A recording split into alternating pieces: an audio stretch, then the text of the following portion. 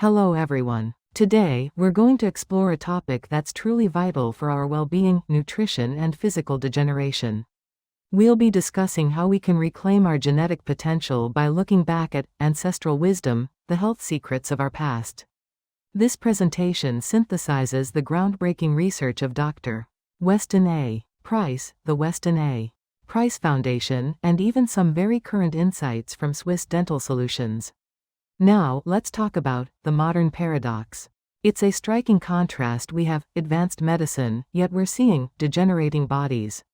As Ernest A. Houghton, a Harvard anthropologist, wisely observed, it is store food which has given us store teeth.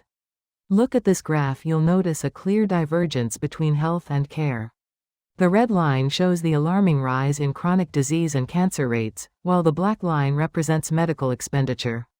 Despite pouring more money into healthcare, our rates of chronic illness continue to climb. Key insights from the past reveal that even by the 1930s, 1 in 20 people were too sick to work daily. In New York City between 1907 and 1936, heart disease jumped by 60%, and cancer by a staggering 90%. The conclusion is clear. Despite all our medical advancements, we are becoming more susceptible to degenerative diseases. This disturbing trend led Dr. Weston A. Price, a Cleveland dentist in the 1930s, on an extraordinary journey, embarking on the search for controls. Instead of just asking, "Why are we sick?" Dr. Price posed a more profound question: why are isolated communities, often called savages in his time, so healthy? His methodology was brilliant. He would locate isolated groups, which he called the control, and then compare their health to modernized groups of the same ethnic background, the test. By doing this, he aimed to identify the missing biological factors that contributed to robust health. You can see on the map the remote corners of the world he visited, from Alaska to the Swiss Alps, the Pacific Islands, and even the Australian outback, all in search of these answers. Let's dive into some of his fascinating case studies, starting with Europe's isolated enclaves like the Swiss Alps and the Hebrides. In the Lauchenttal Valley in Switzerland, the diet was simple but powerful: whole rye bread, summer cheese, June butter, and meat once a week. The health results were incredible: no history of tuberculosis, and children played happily in glacial streams, bareheaded, without concern. The data showed just 0.3 cavities per person in these isolated groups, compared to 25.5% decay in modernized areas. Then, consider the Isle of Lewis, where the Gaels thrived on oats and seafood, often eating cod's head stuffed with liver. Despite living in peat-smoked, black houses, their dental health was remarkable: only 1.3 decayed teeth per 100 in the interior, versus 32.4 per 100 in the modernized port. Dr. Price also studied groups like the Eskimos and North American Indians, observing their survival in the extremes. He found that the primitive standard of their diet, rich in caribou, seal oil, dried fish eggs, and kelp, contributed to incredible physicality. Eskimo men were so strong they could carry 100 pounds in each hand and even 100 pounds with their teeth. But then came the modern toll. In just one generation, with the introduction of store grub, like sugar and white flour, diseases like tuberculosis and arthritis appeared, and dental arches began to collapse. The decay rate among primitive groups was a mere 0.09%, while for modernized groups, it skyrocketed to 21.1%. It's a stark illustration of how quickly health can decline with dietary changes.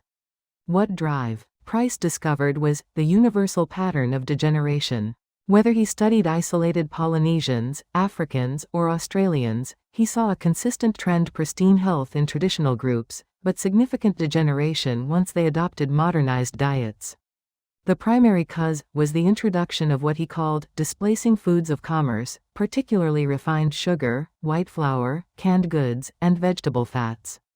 The result was a loss of immunity to cavities, narrowing of the dental arch, and increased susceptibility to serious illnesses like TB and heart disease. His profound realization was, it is not race, it is environment, specifically, our food environment, that dictates our health. This brings us to a fascinating modern concept called epigenetics, intercepted heredity. The core idea is that our environment, especially our nutrition, dictates how our genes express themselves. It's not evolution or race mixing that causes narrow faces and dental problems, it's nutritional injury. Powerful evidence comes from the famous Pottinger's cat study.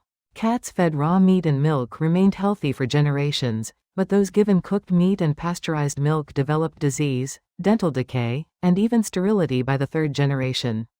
Dr. Price saw a human parallel. These negative changes appeared in the very first generation of people adopting modernized diets. The genetic blueprint for health exists within us, but if we don't provide the right nutritional building blocks, that blueprint can't be properly realized, leading to distorted facial development and health issues. Let's consider the mystery of tuberculosis and the age-old debate between germ theory and terrain theory. Dr. Price observed something remarkable. Many primitive communities were immune to TB, even while living in smoke-filled environments, until they adopted modern foods. His research highlighted the iron factor. The mechanism he proposed was that modernization brought the cast iron stove. The fumes from iron oxide, combined with a modern diet low in vitamin A, led to lung tissue breakdown. He even pointed out Koch's flaw. Koch cultured bacilli on iron-rich medium, and bacteria naturally proliferate in excess iron. Price concluded that TB acts as a weakness of the lung, as Hippocrates once said, exacerbated by toxins and poor nutrition, rather than merely being about contagion. Dr. Price then delved into the chemical secret of these healthy diets, discovering the crucial roles of minerals and activator X. His laboratory analysis showed that primitive diets were vastly more nutrient-dense compared to typical American diets. He found that a combination of 4 times the minerals and 10 times the fat-soluble vitamins like A and D, along with a mysterious compound he called activator X, was key to immunity. The exciting reveal is that this activator X, abundant in traditional foods like June butter and organ meats, has now been identified by modern science as vitamin K2. This brings us to modern clinical validation of these ancestral insights.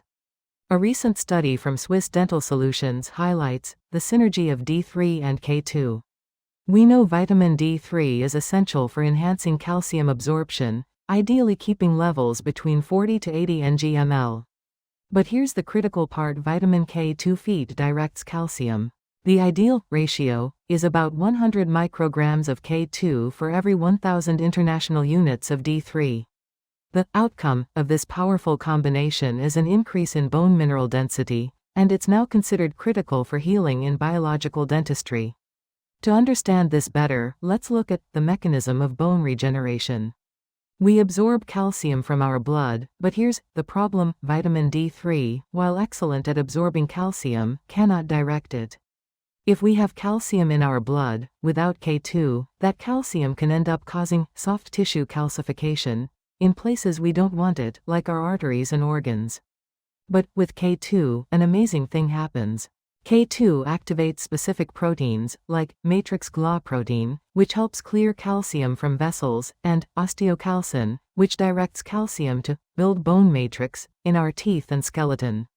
So, K2 is the crucial traffic cop for calcium in our bodies. It might surprise you, but Dr. Price even touched upon the biological basis of character. As E. L. Thorndike famously said, thinking is as biologic as digestion. Price observed that physical defects, such as narrow dental arches, could cause pressure on the pituitary gland. This led to mental consequences, with correlations to mental backwardness and even delinquency. He saw social consequences, where delinquency was often a product of intercepted heredity, caused by prenatal nutritional injury. Ultimately, his data suggested the lowering of average ability with each degenerating generation, a powerful reminder of how deeply nutrition impacts not just our physical, but our mental and societal well-being. So, how do we find the way back? Our philosophy is simple: we cannot return to the Stone Age, but we absolutely can return to biological laws. We can embrace the principles of nutrient density, focus on prenatal preparation, and live in accordance with nature's wisdom. We have actionable steps we can take, such as ensuring special feeding for parents at least 6 months prior to conception, allowing for proper spacing of children, about 2.5 to 3 years for maternal recovery, and, crucially, the elimination of processed commerce foods from our diets. These are practical steps to reclaim our health. For those of you who want to delve deeper into these fascinating topics, here are some excellent references and further reading. Dr. Weston A. Price's original work, Nutrition and Physical Degeneration, from 1939, is a foundational text. You can also explore modern perspectives on epigenetics, the work of Sally Fallon Morrill on the iron factor in TB, and current clinical research on vitamin D and K2 from Swiss Dental Solutions. Pottinger's Cats, a Study in Nutrition, and resources from the Weston A. Price Foundation are also highly recommended. I'd like to leave you with a profound quote from Dr. Weston A. Price himself: "Life in all its fullness is nature obeyed." It's a simple yet powerful reminder that by aligning ourselves with the timeless laws of nature, we can unlock our true potential for health and vitality. Thank you.